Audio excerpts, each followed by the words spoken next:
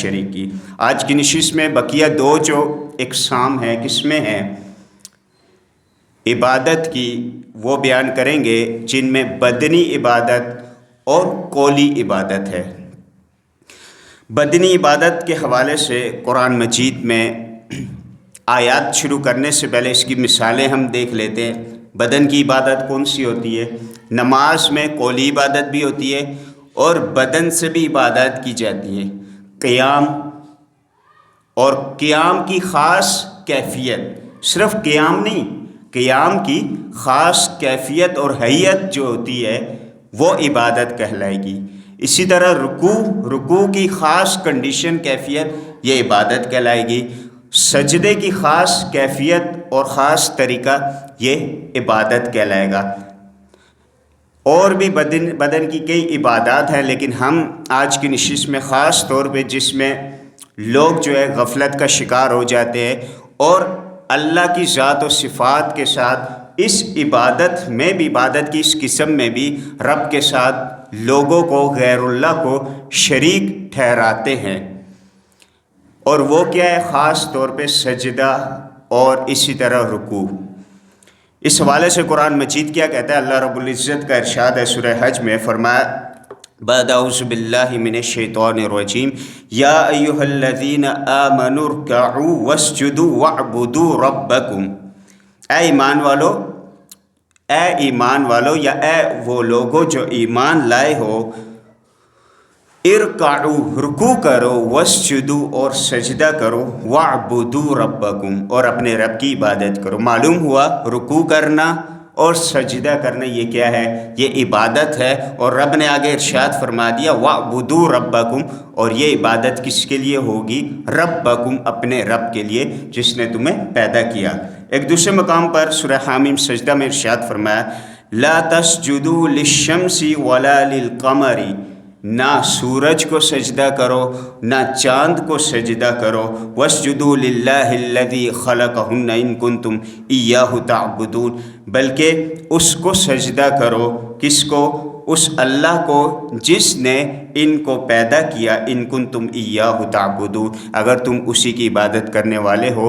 تو یہی وجہ ہے کہ اللہ کے رسول صلی اللہ علیہ وسلم نے عبادت الطاغوت کی مشابہت نہ ہو، اسی لیے سورج کے طلوع اور سورج کے غروب ہونے کے اوقات میں بھی نماز پڑھنا منع فرما دیا کہ اگرچہ مسلمان سجدہ کرے گا، رب کو سجدہ کرے گا، اللہ کو سجدہ کرے گا، اس اعتقاد سے کرے گا، لیکن یہ وہ اوقات ہیں کہ اس اوقات میں سورج کی پرستش کرنے والے سورج کو سجدہ کر رہے ہوتے ہیں، تو مسلمان بھی جب سجدہ کریں گے تو ان کے ساتھ مشابہت نہ ہو جائے، اسی وجہ سے مشابہت کی چیزوں سے بھی منع کر دیا۔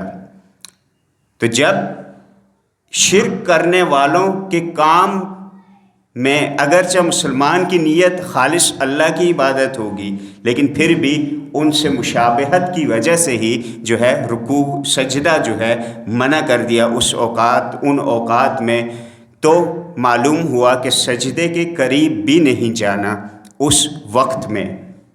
کیوں؟ کیونکہ گویا کہ یہ شرک کرنے والوں کے ساتھ مشابہت ہو جائے گی۔ احادیث بھی اس حوالے سے کیا کہتی ہیں؟ اللہ کے رسول صلی اللہ علیہ وسلم کی ترمذی کی روایت ہے، فرمایا لو امرت اگر سجدہ غیر اللہ کے لیے جائز ہوتا، سجدہ تعظیمی عبادت نہیں، سجدہ تعظیمی، لامرت المرأة ان تسجد لزوجها، تو میں کس کو؟ خواتین کو، بیویوں کو، ازواج کو حکم دیتا کہ اپنے شوہروں کے لیے سجدہ تعظیمی کریں، سجدہ کریں۔ تو معلوم ہوا کہ سجدہ عبادت رب کے لیے خاص ہے۔ سجدہ تعظیمی پچھلی شریعتوں میں اس کی گنجائش تھی، آدم علیہ السلام کو بھی جو سجدہ کروایا گیا وہ بھی سجدہ تعظیمی ہی تھا، اور اس شریعت میں سجدہ تعظیمی کی بھی کوئی گنجائش نہیں ہے۔ رکوع بھی اسی طرح، اگر انسان ایک خاص کیفیت کے ساتھ اتنا جھکے جتنا انسان رکوع کے لیے جھکتا ہے، اور یہ اس کی خاص کیفیت جیسے نماز میں ہوتی ہے، اتنا کسی کے لیے جھکے گا تو یہ بھی عبادت ہی کہلائے گی۔ لہٰذا رکوع کے لیے اتنا جھکنا کسی کے سامنے، یہ بھی اس کی بھی کوئی شریعت میں گنجائش نہیں۔ اگرچہ جو ہے تھوڑا بہت کسی کے لیے تعظیماً احتراماً جو ہے والد صاحب ہے، استاد ہے، تو ہلکا سا کسی کو ایسے سر کے اشارے سے تھوڑا نیچے ہو جائے تو وہ جھکنا نہیں کہلائے گا، لیکن تھوڑا زیادہ جھکا جائے، جیسے پرانے زمانے میں بادشاہوں کے لیے بھی جھکا جاتا تھا، تو یہ بھی کیونکہ ان کے ڈر سے، ان کو خوف سے اور ان کو ضرر اور فائدے کا مالک سمجھ کے بعض لوگ کرتے، ان کے خوف سے کرتے تھے، تو لہٰذا ایسی نیت کے ساتھ اگر کوئی جھکے گا تو یہ بھی عبادت بن جائے گا۔ قیس بن سعد رضی اللہ عنہ نے ایک مرتبہ حیرہ کے مقام سے آئے تو انہوں نے دیکھا کہ وہاں کے لوگ جو ہے غیر مسلم اہل کتاب اپنے سرداروں کو، اپنے وڈیروں کو، بڑوں کو کیا کرتے ہیں؟ سجدہ کرتے ہیں، سجدہ تعظیمی کرتے ہیں۔ انہوں نے سوچا اللہ کے رسول صلی اللہ علیہ وسلم زیادہ اس کے حقدار ہیں، یہی جو ہے سوال اللہ کے رسول صلی اللہ علیہ وسلم کے سامنے کیا کہ میں نے ان لوگوں کو دیکھا وہ اپنے سرداروں کا سجدہ کرتے ہیں اور آپ ہمارے سردار ہیں، آپ اس چیز کے زیادہ حقدار ہیں۔ آپ صلی اللہ علیہ وسلم نے پوچھا، دریافت فرمایا کہ کیا قیس اگر تم میری قبر سے گزرو تو سجدہ کرو گے؟ قیس نے کہا رضی اللہ عنہ نے کہ نہیں، میں نہیں کروں گا۔ فرمایا لا تفعلوا، تو اسی طرح تم میرا سجدہ نہیں کرو۔ لو کنت آمرا احدا ان یسجد لاحد لامرت النساء ان یسجدن لازواجہن، اگر میں کسی کو سجدے کا حکم دیتا اللہ کے علاوہ کرنے کا تو خواتین کو میں حکم دیتا، بیویوں کو حکم دیتا کہ اپنے شوہروں کے لیے سجدہ کریں، کیونکہ شوہر کا ایک حق ہے اللہ کی طرف سے۔ اللہ کے بعد سب سے زیادہ حق ایک خاتون پر اگر اس کا مرد ہے، اس کا شوہر ہے تو اس کا ہے، تو میں انہیں حکم دیتا کہ کیا کریں؟ اپنے ازواج کا یا اپنے شوہروں کا سجدہ کریں۔ ابو داؤد کی یہ روایت ہے۔ معلوم ہوا کہ اگر سجدہ کرنے کا کوئی مستحق ہوتا اللہ کے علاوہ آپ صلی اللہ علیہ وسلم ہوتے، کیونکہ آپ امام الانبیاء، تمام کائنات میں رب کے بعد اللہ رب العزت نے جو مخلوقات میں سب سے افضل تخلیق کی وہ کون ہے؟ اللہ کے رسول صلی اللہ علیہ وسلم، جو مخلوقات میں ہیں، تمام ملائکہ سے، تمام انبیاء سے، تمام اولیاء سے افضل البشر جو ہے وہ اللہ کے رسول صلی اللہ علیہ وسلم ہے۔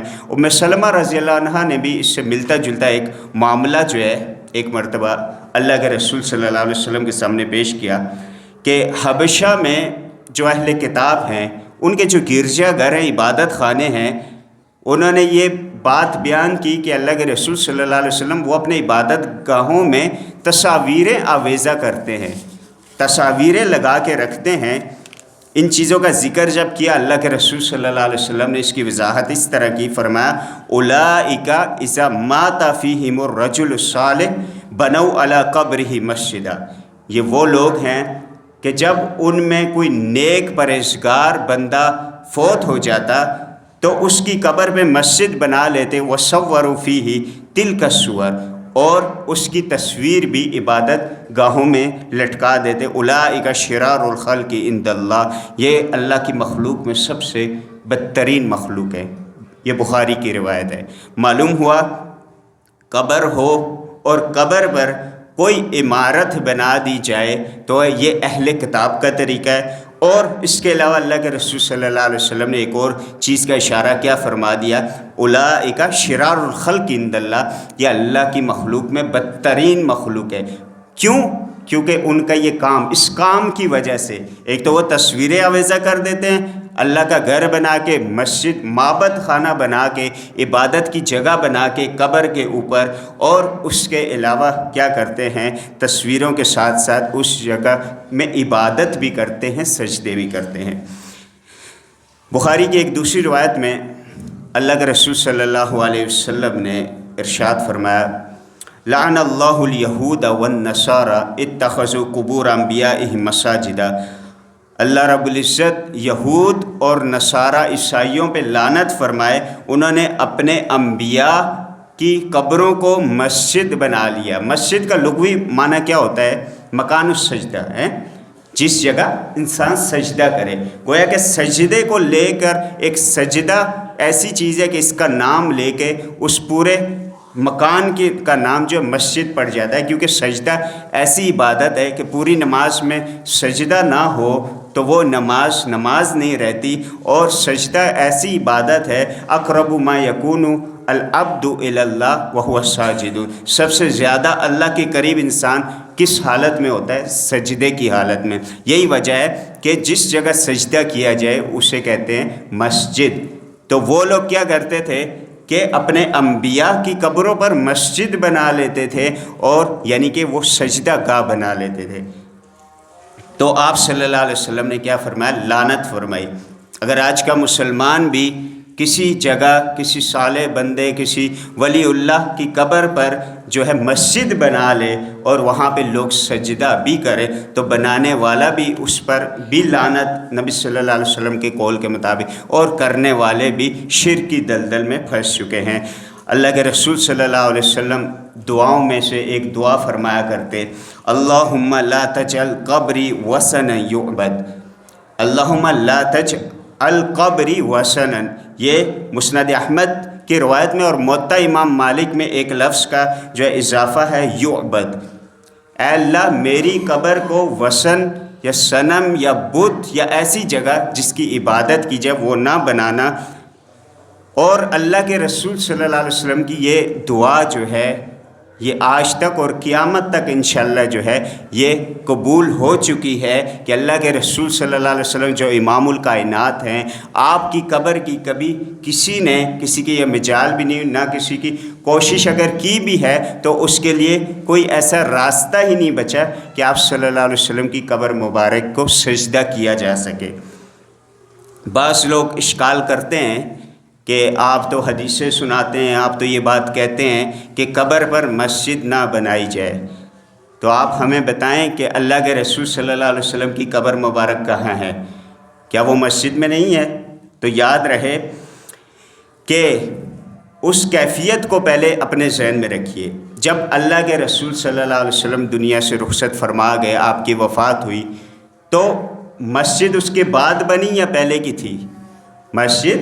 مسجد نبوی پہلے کی تھی۔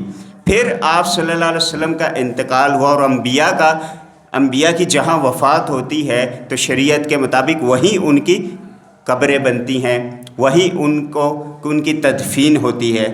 آپ صلی اللہ علیہ وسلم جو ہے مسجد نبوی سے متصل حجرہ عائشہ رضی اللہ عنہ، جو رسول صلی اللہ علیہ وسلم کا مسکن تھا، گھر تھا، عائشہ رضی اللہ عنہ کا جو گھر تھا، وہاں پہ آپ کا انتقال ہوا، اور وہ حجرہ اس وقت مسجد نبوی کے اندر نہیں تھا بلکہ متصل تھا، ساتھ تھا، تو وہاں آپ کا انتقال ہوا اور آپ صلی اللہ علیہ وسلم کی تدفین وہیں پر ہوئی۔ پھر تقریباً 94-95 ہجری میں ولید بن عبد الملک جب وہ حکمران بنا تو اس نے مسجد نبوی کی توسیع کرائی۔ جب مسجد نبوی کی توسیع کرائی گئی تو کئی حجرے جو ہے ازواج کے وہ اس مسجد کے احاطے میں آ گئے۔ خاص طور پہ اللہ کے رسول صلی اللہ علیہ وسلم کا جو روضہ مبارک ہے وہ بھی اس مسجد نبوی کے احاطے میں آ گیا، لیکن وہ بھی اس طرح آیا کہ اس کی تشریحات شیخ صالح ابن عثیمین رحمہ اللہ جو مفتی گزرے ہیں، بہت بڑے عالم گزرے ہیں سعودیہ کے، انہوں نے القول المفید جو ہے شرح کتاب التوحید میں جو ہے اس کی تشریح فرماتے ہوئے بیان کیا کہ جب یہ معاملات ہو گیا، توسیع بھی ہو گئی، تو اب بھی قبر مبارک یا روضہ مبارک اس طرح ہے کہ تکونی شکل میں دیواریں، 3 دیواریں رسول صلی اللہ علیہ وسلم کے جو ہے روضہ مبارک کے اس طرف ہے، یعنی اس کو گھیرے ہوئے ہیں۔ وہ 3 دیواریں جو ہے تکونی شکل میں، اور ان کی حیت کیفیت ایسے ہے کہ کوئی شخص بھی جو نماز پڑھنا چاہے اس کا کسی صورت بھی اس طرف چہرہ نہیں ہوتا۔ اگر کوئی شخص نفل پڑھنا چاہے، سجدہ کرنا چاہے، تو آپ حضرات مجھ سے زیادہ جانتے ہوں گے، خاص طور پہ جو حضرات جو ہے ماشاءاللہ حج اور عمرے کی سعادت حاصل کر چکے ہیں، تو جنہوں نے زیارت کی ان کو بہتر معلوم ہوگا کہ اس بلڈنگ کی شکل ایسی ہے کہ اگر کوئی شخص قبلے کی طرف چہرہ کر کے نماز بھی پڑھنا چاہے، سجدہ کرنا چاہے، تو پھر بھی اس کا چہرہ روزے کی طرف نہیں ہو پاتا، یعنی ایسی شکل میں اس کو بنایا گیا۔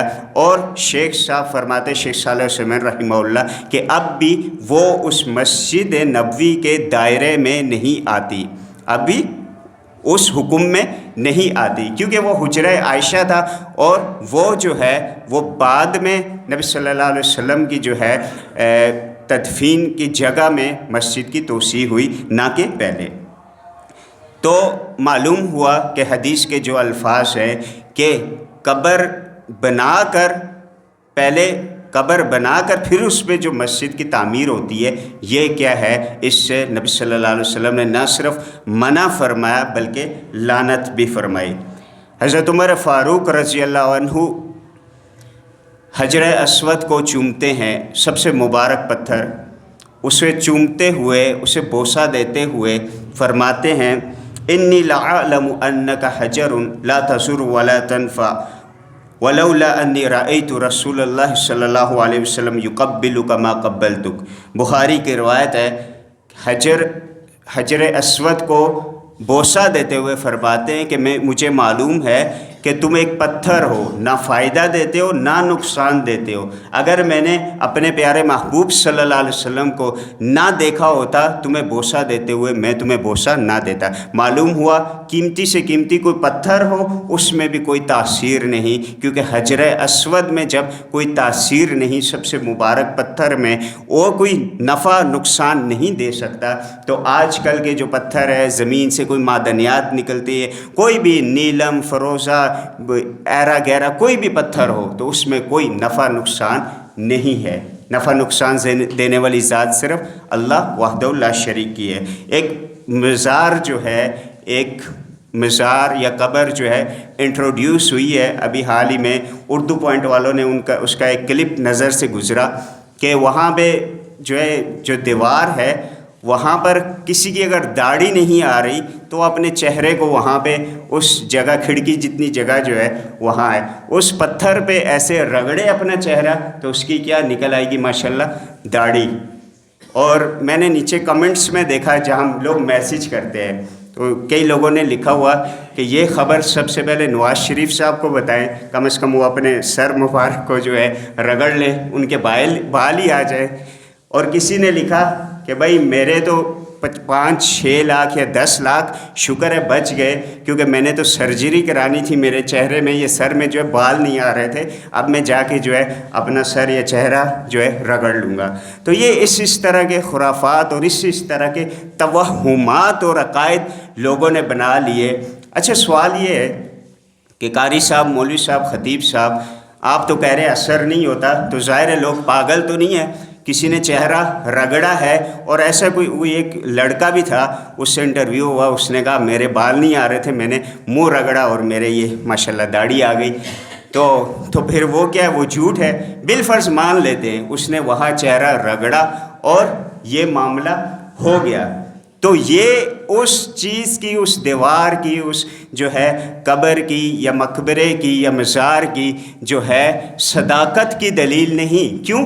اللہ کے رسول صلی اللہ علیہ وسلم نے جو ہے ارشاد فرمایا، رب تعالیٰ کے حدیث قدسی ہے کہ انا عند ظن عبدی بی، انا عند ظن عبدی بی، میں لوگوں کے گمان کے مطابق ان کے ساتھ جو ہے پیش آتا ہوں۔ لوگوں کا جیسا عقیدہ، جیسا گمان ہوگا، ان کو وہی صلہ ملے گا۔ کسی کا عقیدہ ہی یہی ہے کہ بھائی میں جو ہے کوئلوں پہ کھڑا رہوں گا اور مجھے جو ہے فلاں چیز مل جائے گی، تو ہندوؤں کو بھی تو چیزیں ملتی ہیں۔ کسی کا یہ عقیدہ ہے الیاذ باللہ عیسیٰ علیہ السلام کے بارے میں کہ وہ ثالث ثلاثہ، یعنی 3 میں سے ایک ہیں، یا خدا کے بیٹے الیاذ باللہ، اور ایسے عقائد کے ساتھ وہ جنتر منتر یا جو کچھ پڑھتے ہیں اور پھر جو ہے مانگتے ہیں، کیا انہیں نہیں ملتا؟ انہیں شاید ہم سے زیادہ ملتا ہو، تو کیا وہ سچے ہو گئے؟ نہیں۔ کیوں؟ ان کا جو عقیدہ ہے وہ املی لہم، اللہ ڈیل دیتا ہے۔ اللہ نے یہ دنیا جو ہے آزمائش کے لیے بنائی ہے. کسی کو جو ہے شیطان کی پیروی کرنے والوں کو بھی مل جاتا ہے، تو کیا شیطان والعیاذ باللہ جو ہے وہ سچا ہو گیا؟ نہیں، ایسا نہیں ہے. تو یہ ہماری آزمائش کے لیے جو ہے شیطان نے جتنے جال بچھے ان سے ہمیں ہوتا ہوا دکھائی دیتا ہے، لیکن کرنے والی ذات صرف اللہ کی ہے. اللہ رب العزت کے حکم سے ہی ہر کام ہوتا ہے. صرف ہماری بھی تربیت اور ہمارے جو ہے آزمائشیں ہوتی ہے. ہمیں بھی آزمایا جاتا ہے کہ ہمارے عقائد پختہ ہیں یا نہیں، یا کسی جگہ ایسے توہمات اور غلط عقائد دے کے ہم تو نہیں پھسل جاتے. ہم پھسلنے والے ہیں تو گویا کہ ہم بھی پٹری سے اتر گئے. تو یہ بھی ہماری آزمائش ہے. رب سے جو مانگنے والا ہے اسے رب سے بھی ملتا ہے، اور حقیقی معنوں میں اسے ہی صحیح معنوں میں ملتا ہے. اور اگر دیر سویر ہو جائے اور دوسری غلط جگہ پہ جا کے فوراً ملے، تب سمجھ لیجئے کہ یہ ہماری رب کی طرف سے آزمائش ہے. اس کی مثالیں انشاءاللہ آگے آ رہی ہیں. تو یہ ہمارے پاس کیا تھا؟ یہ ایک بدنی عبادت کا ایک حصہ تھا. اللہ کے رسول صلی اللہ علیہ وسلم کے صحابہ کہتے ہیں سب سے عظیم المرتبہ اہم شخصیت اللہ کے رسول صلی اللہ علیہ وسلم ہمارے سامنے ہیں. سب سے عظمت والی شخصیت ان کی ہے، لیکن آپ کی آمد پر ہم کھڑے نہیں ہوتے تھے. کیوں؟ کیونکہ ہمیں معلوم تھا نبی صلی اللہ علیہ وسلم کو یہ کھڑا ہونا ہمارا تعظیماً یہ پسند نہیں. تو اللہ کے رسول صلی اللہ علیہ وسلم کی حدیث کا بھی مفہوم ہے. آپ فرمایا کرتے جسے یہ پسند ہو، من سر ان یتمثل لہ رجال بقیام، حدیث کے جو ہے مفہوم بیان کر رہا ہوں کہ جو شخص یہ اس بات پہ خوش ہو کہ لوگ وہ آئے اور لوگ اس کے لیے کھڑے ہوں، فلیتبوأ مقعدہ من النار، تو وہ اپنا ٹھکانہ جہنم میں بنا لے. کوئی شخص یہ پسند کرے میں آؤں لوگ میری تعظیم کے لیے کھڑے ہوں، تو اس کا ٹھکانہ کیا ہے؟ جہنم میں ہے. یہ اللہ کے رسول صلی اللہ علیہ وسلم کا ارشاد ہے. گویا کہ تعظیماً کھڑا ہونا شریعت کو پسند نہیں ہے، تو رکوع کرنا اور سجدہ کرنا خاص کیفیات کے ساتھ وہ تو ہے ہی عبادت، وہ شریعت کو کیسے پسند ہو سکتا ہے؟ معلوم ہوا لا الہ الا اللہ عبادت کی جتنی اقسام ہیں وہ اللہ وحدہ لا شریک کے لیے خاص ہے. اب آتے ہیں عبادت کی تیسری قسم کی طرف، قولی عبادت، جو زبان سے ہم عبادت کرتے ہیں. اور اس میں خاص طور پہ جس چیز میں شرک کیا جاتا ہے وہ ایک اہم چیز ہے، اور وہ ہے دعا. الدعاء هو العبادہ، دعا ہے ہی عبادت. دعا خاص طور پہ عبادت کا ایک حصہ ہے. اس حوالے سے بھی لوگ بہت غفلت کا شکار اور تساہل کا شکار ہوتے ہیں. رب تعالیٰ کا ارشاد ہے، سورہ غافر کی آیت ہے، فرمایا وَقَالَ رَبُّكُمُ ادْعُونِي أَسْتَجِبْ لَكُمْ إِنَّ الَّذِينَ يَسْتَكْبِرُونَ عَنْ عِبَادَتِي سَيَدْخُلُونَ جَهَنَّمَ دَاخِرِينَ.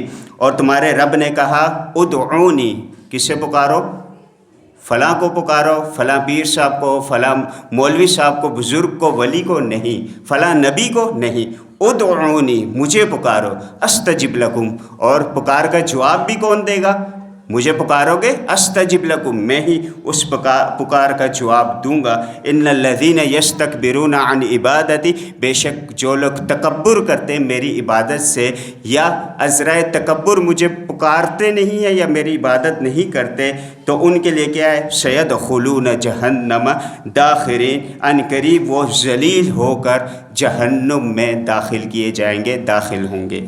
کیا معلوم ہوا کہ اللہ رب العزت کو ہی پکارا جائے گا، اور جسے پکارا جائے گا تو اس نے فرما دیا استجب لکم، میں ہی تمہاری پکار کا جواب دوں گا. سورہ احقاف میں ہے، فرمایا وَمَنْ أَضَلُّ مِمَّن يَدْعُو مِن دُونِ اللَّهِ مَن لَّا يَسْتَجِيبُ لَهُ إِلَىٰ يَوْمِ الْقِيَامَةِ وَهُمْ عَن دُعَائِهِمْ غَافِلُونَ. اور اس سے سخت ترین گمراہ کون ہو سکتا ہے؟ جو اللہ کے علاوہ کسی کو پکارے. من لا یستجیب لہ الی یوم القیامہ، اور وہ جسے پکارتا ہے وہ قیامت تک اس کی پکار کا جواب بھی نہیں دے سکتے. وَهُمْ عَن دُعَائِهِمْ غَافِلُونَ، اور انہیں پتہ بھی نہیں کہ یہ ہمیں پکار رہے ہیں، یعنی ان کی دعاؤں سے بھی غافل ہیں. تو جو بھی انسان اللہ کے علاوہ کسی ہستی کو پکارتا ہے، چاہے وہ بتوں کی شکل میں، اولیاء اللہ کی شکل میں ہو، کسی نبی کی شکل میں ہو، کسی ولی کی شکل میں ہو، فرشتوں کی شکل میں ہو، یا مخلوق کائنات میں چاند تارے سورج کچھ بھی ہو، تو اللہ کے علاوہ جس کو بھی پکارا جائے گا کل قیامت کے دن جو ہے، جو بول سکتے ہیں وہ اپنی زبانوں سے جو نہیں بول سکتے ان کو زبانیں عطا ہوں گی، اور وہ کیا کریں گے؟ وَإِذَا حُشِرَ النَّاسُ كَانُوا لَهُمْ أَعْدَاءً وَكَانُوا بِعِبَادَتِهِمْ كَافِرِينَ۔ جب میدان محشر لگے گا، سب کو جمع کیا جائے گا، تو وہ لوگ جن کی عبادت کی جاتی تھی وہ ان کی عبادت کا انکار کر دیں گے اور ان کے دشمن ہوں گے۔ وہ کہیں گے ہمیں تو معلوم ہی نہیں یہ ہمیں پکارا کرتے تھے۔ تو معلوم ہوا کہ اللہ کے علاوہ کسی کو پکارنا ومن اضل، سب سے بڑی کیا گمراہی ہے۔ اسی طرح رب نے ارشاد فرمایا فَدْعُوا اللَّهَ مُخْلِصِينَ لَهُ الدِّينَ، خالص اللہ کو پکارو، کوئی ملاوٹ کے ساتھ اللہ کو نہیں پکارنا، خالص صرف اللہ کو پکارو بغیر کسی واسطے کے۔ واسطے کی ضرورت کیوں نہیں؟ فرمایا وَإِذَا سَأَلَكَ عِبَادِي عَنِّي فَإِنِّي قَرِيب، اور جب تم سے میرے بندے میرے بارے میں پوچھے فَإِنِّي قَرِيب، تو میں تو ان کے قریب ہوں۔ اور قریب کتنا ہے؟ دوسری آیت میں ارشاد فرمایا وَنَحْنُ أَقْرَبُ إِلَيْهِ مِنْ حَبْلِ الْوَرِيدِ، اور ہم ان کی شہرک سے بھی زیادہ قریب ہیں۔ جب اللہ رب العزت کی ذات اپنے علم سے، اپنی صفات کے ذریعے ہماری شہرک سے بھی زیادہ قریب ہے، تو ہمیں کسی اور وسیلے کی ضرورت کیسے پڑ سکتی ہے؟ ہم تو بیٹھے بیٹھائے پکاریں تو اللہ سننے والا ہے، جیسے اللہ نے ارشاد فرمایا اور میں پکار کو سنتا ہوں اور میں ہی اس کا جواب دیتا ہوں۔ پھر فرمایا اجیب الدعوۃ الداعی اذا دعان، میں پکارنے والے کی پکار سنتا ہوں جب وہ مجھے پکارتا ہے اور اس کا جواب عطا کرتا ہوں۔ اسی طرح رب نے ایک اور مقام پر ارشاد فرمایا امن یجیب المضطر اذا دعاہ ویکشف السوء، کہ کون ہے جو بے قرار کی بے قراری سنتا ہے، اذا دعاہ جب وہ پکارتا ہے، ویکشف السوء اور اس سے تنگی، اس سے مصیبت کو ہٹا دیتا ہے، تکلیفوں کو ہٹا دیتا ہے۔ اور تکلیفوں کو کس میں خوشحالی میں بدلنے والا کون ہے؟ یہ اللہ رب العزت کی ذات ہے۔ آئیے اب کچھ ایسی چیزیں دیکھتے ہیں کہ آیا اللہ کے علاوہ کیا کسی اور کو پکارا جا سکتا ہے، کسی اور کو مدد امداد کے لیے پکارا جا سکتا ہے یا نہیں؟ پہلی بات یہ سمجھ لیجئے کہ جس پر خود کوئی مصیبت آئے، کوئی آزمائش آئے، وہ حاجت روا مشکل کشا ہو سکتا نہیں ہے۔ اس کے لیے لازمی ہے کہ جو پکار سننے والا ہو اسے خود کبھی کوئی تکلیف نہ آئی ہو، وہ ہمیشہ سرخرو ہو، وہ ہمیشہ ابد الآباد ہمیشہ سے ہو، اس کی ذات ہمیشہ رہے اور ہر کسی کی سننے والا ہو۔ آئیے کچھ یہ اندازہ لگاتے ہیں کہ مخلوقات میں کچھ ایسی ہستیاں ہو سکتی ہیں کہ جو اللہ کے علاوہ کسی کی پکار سننے پر قدرت رکھتی ہے، اسے نفع نقصان بھی دے سکتی ہے۔ اللہ کے تمام محبوب ترین ہستیوں میں سے سب سے محبوب ہستیاں کون سی ہیں؟ انبیاء۔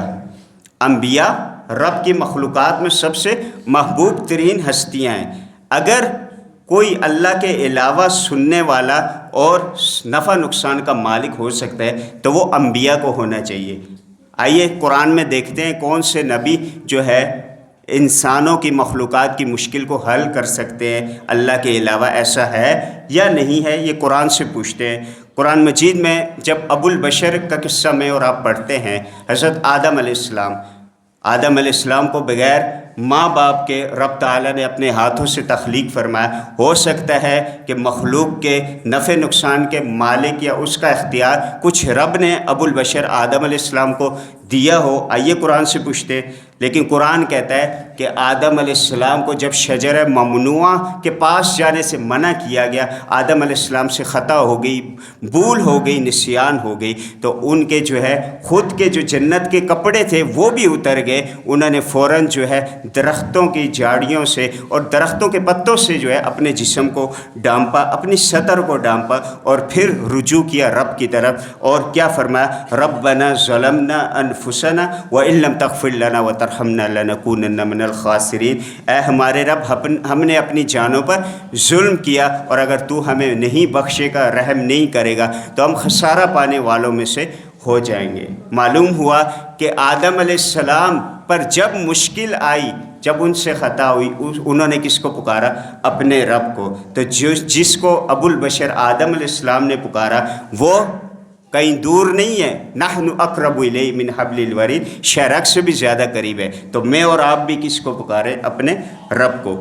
اسی طرح نوح علیہ السلام ہو سکتا ہے کہ وہ جو ہے حاجت روا، مشکل کشا، یا جو ہے وہ کشتی ظاہر انہوں نے بنائی، کشتی کو پار لگانے والے بھی ہو سکتے ہیں. تو آئیے قرآن سے پوچھتے ہیں ایسا ہے یا نہیں ہے. جب نوح علیہ السلام کی قوم نے انہیں دن رات ستایا تو انہوں نے بالآخر کیا دعا فرمائی؟ فدعا ربہ انی مغلوب فانتصر، اے رب میں مغلوب ہو چکا ہوں، یہ لوگ مجھ پر غالب آ چکے ہیں، بہت ستا رہے ہیں، فانتصر بس میری مدد فرما. نوح علیہ السلام نے کسے پکارا؟ اپنے رب کو پکارا. اور دوسری جگہ سورہ انبیاء میں فرمایا وَنُوحًا إِذْ نَادَىٰ مِن قَبْلُ فَاسْتَجَبْنَا لَهُ فَنَجَّيْنَاهُ وَأَهْلَهُ مِنَ الْكَرْبِ الْعَظِيمِ، اور نوح نے جب پکارا اس سے پہلے فَاسْتَجَبْنَا لَهُ، تو ہم نے اس کی پکار کا جواب دیا. فَنَجَّيْنَاهُ وَأَهْلَهُ، نوح کو بھی ہم نے بچایا، اس کے اہل و عیال کو بھی ہم نے بچایا. مِنَ الْكَرْبِ الْعَظِيمِ، بہت بڑے درد سے جو ہے بچانے والی ذات ہماری تھی، یعنی اللہ رب العزت کی. نوح علیہ السلام اگر مشکلوں کو حل کرنے والے ہوتے تو سب سے پہلے اپنے بیٹے کو اور اپنی زوجہ کو بچا لیتے. جب ان کا بیٹا جو ہے ڈوب رہا ہوتا ہے تو اس وقت بھی وہ فریاد کرتے اپنے رب سے، اور انہیں حکم ہوتا ہے انہ لیس من اہلک، نہیں یہ نہیں بچ سکتا، یہ آپ کے گھر والوں میں سے نہیں. اگر بچا سکتے کسی کو تو نوح علیہ السلام بچا سکتے اور اپنے بیٹے کو بچا لیتے، لیکن رب نے جو ہے اسے ڈبونا تھا اور وہ ڈوب کے رہا. ابراہیم علیہ السلام شاید وہ مشکل کشا حاجت روا ہو سکتے تھے. اچھا یہ جو انداز ہے آپ یہ نہ سوچیے گا کہ یہ کیسا انداز ہے، قاری صاحب آپ ایسے انداز، یہ گستاخی نہ ہو، یہ وہی انداز ہے جو ابراہیم علیہ السلام کا تھا.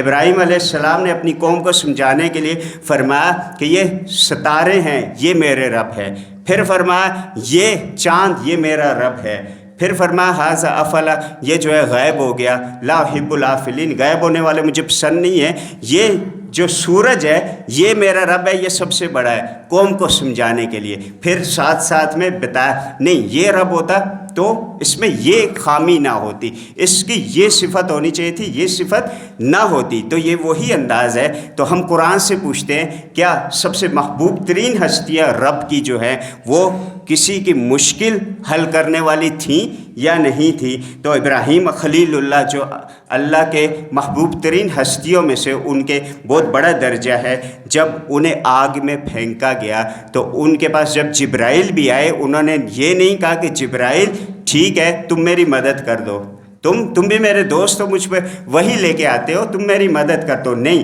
فوراً فرمایا کہ جس نے مجھے آزمائش میں مبتلا کیا حسبی اللہ و نعم الوکیل، تو میرا رب ہی میرے لیے کافی ہے، و نعم الوکیل، اور وہی بہترین کارساز ہے. اولاد کی ضرورت ہوئی تب بھی جو ہے نہ نوح علیہ السلام کو پکارا نہ آدم علیہ السلام کو، فرمایا ربی حب لی من الصالحین، میرے رب مجھے نیک اولاد عطا فرمایا، سورہ صافات میں.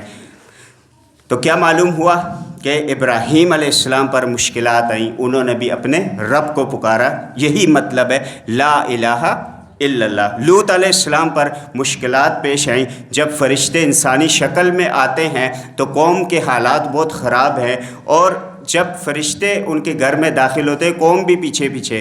فرشتے انسانی شکل میں خوبصورت شکل تھی تو قوم کے حالات ویسے بھی خراب تھے، وہ جو ہے غلط کاری کا شکار تھے. تو انہوں نے جب اصرار کیا کہ انہیں ہمارے حوالے کر دیجئے، تو اس وقت جب لوط علیہ السلام بے یار و مددگار تھے اور اتنے عاجز آ چکے تھے کہ رب نے ان کے اس قول کو نقل فرمایا لو ان لی بکم قوہ او آوی الی رکن شدید، کہ اگر میرے پاس تمہارے مقابلے کے لیے کوئی طاقت ہوتی یا کوئی مضبوط سہارا ہوتا تو میں اس سہارے کی پناہ لے لیتا اور میں کہیں جا کے اس کے پیچھے چھپ جاتا، یا کوئی اور قوت طاقت ہوتی تمہارا مقابلہ کرتا. یعنی فرمایا گویا کہ میرے پاس کوئی قوت اور طاقت نہیں.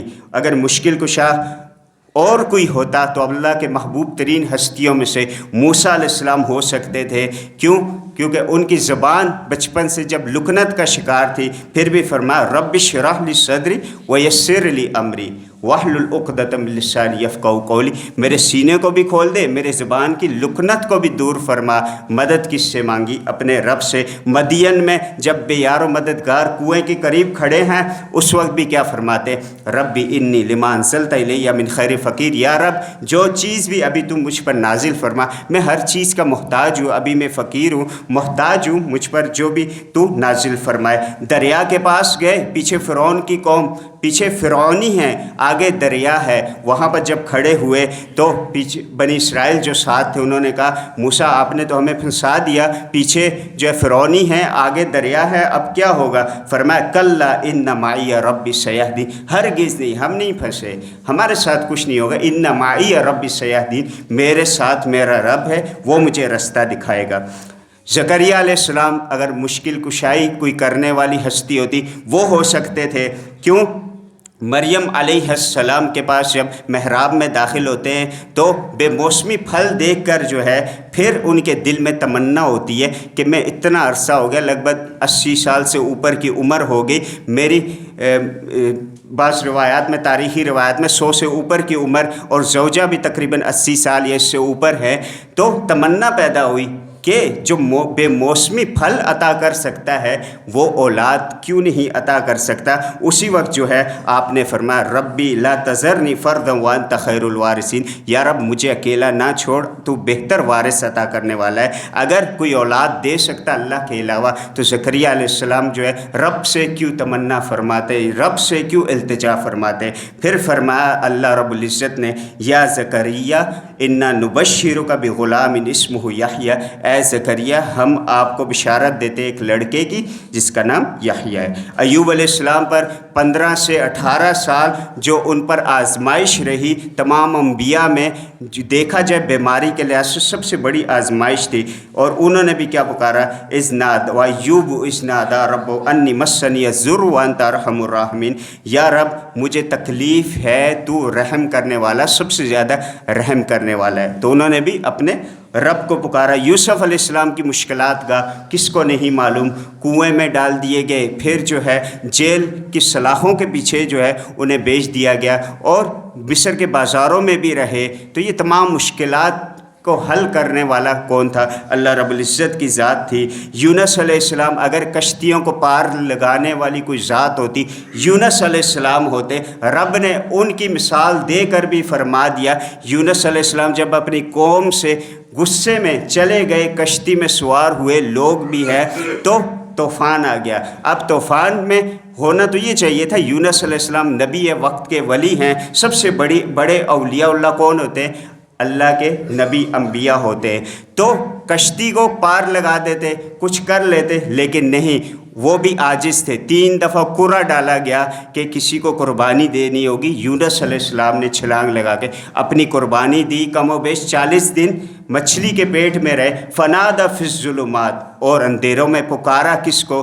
फिर भी उन्होंने अल्लाह रब्बुल इज़्ज़त को पुकारा, अल्ला इलाहा इल्ला अंता सुब्हानका इन्नी कुन्तु मिनज़ ज़ालिमीन, मैं ही ज़ालिमों में से हूँ, ला इलाहा कोई माबूद नहीं तेरे अलावा, तू पाक है। तो यूनुस अलैहिस्सलाम अगर कश्ती पार लगाने वाली कोई ज़ात होती, अल्लाह के नबी यूनुस अलैहिस्सलाम होते। याकूब अलैहिस्सलाम खुद भी पैगंबर, वालिद भी पैगंबर, बच्चे भी पैगंबर, लेकिन जब गमज़दा हुए तो फरमाया इन्नमा अश्कु बस्सी व हुज़्नी इलल्लाह, मैं अपने गम, हुज़न, मलाल और अपनी तकलीफ़ की शिकायत किससे करता हूँ? अल्लाह रब्बुल इज़्ज़त को। हमारे प्यारे आका सल्लल्लाहु अलैहि वसल्लम जो तमाम अंबिया के क्या है इमाम हैं, जैसे मेराज के मौके पर जो है आप सल्लल्लाहु अलैहि वसल्लम को इमामत का शरफ़ हासिल हुआ। तो आप अगर हाजत रवा मुश्किल कुशा अल्लाह के अलावा कोई और हो सकता था तो अल्लाह के नबी सल्लल्लाहु अलैहि वसल्लम होते। ताइफ में आपको पत्थर ना लगते, आपके सहाबा को तपती रेतों में आपके सामने लटाया गया। अगर आप मुश्किलें हल कर सकते अपने इख्तियार से तो उस वक्त हल कर सकते थे। और आप ये ना सहाबा से फरमाते इस्बिरु आले यासिर फ़इन्ना मौइदकुमुल जन्ना, आले यासिर, यासिर के घर वालों सब्र करो, तुम्हारा ठिकाना जन्नत है। सब्र की तलकीन ना फरमाते बल्कि अपने इख्तियार से उनकी मुश्किलें हल कर सकते थे। तो मालूम हुआ जब इतनी पाकबाज हस्तियाँ, अल्लाह की महबूब तरीन हस्तियाँ, अंबिया, वो مشکلات کا شکار ہوئیں اور انہوں نے اپنے رب کو پکارا، تو جو خود مشکل کا شکار ہو کسی اور کی مدد نہیں کر سکتا۔ جب نبی نہیں کر سکتا تو دوسرا کوئی امتی کسی صورت میں بھی کسی کے بگڑی بنانے والا نہیں ہو سکتا، کسی حاجت روائی مشکل کشائی کرنے والا نہیں ہو سکتا۔ معلوم ہوا لا الہ الا اللہ کہ اللہ کے علاوہ کوئی معبود حقیقی نہیں، تمام بدنی عبادت، قولی عبادت، مالی عبادت صرف ہوگی تو کس ذات کے لیے ہوگی؟ اللہ رب العزت کے لیے۔ اللہ رب العزت سے دعا ہے کہ ہمیں صحیح معنوں میں توحید کو سمجھنے کے بعد توحید کے مطابق اپنی زندگی